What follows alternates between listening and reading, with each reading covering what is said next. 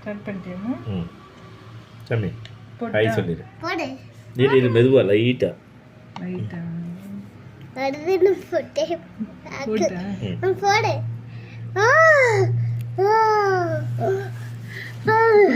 புள்ளி கட்டி. ஐயே திகமா ஓடி இருக்கலாம். ஹா ரெடிப்பா.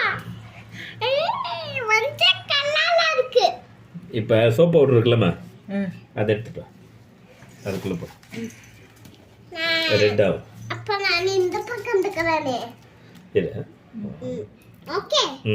மெதுவா ஒவ்வொன்றா.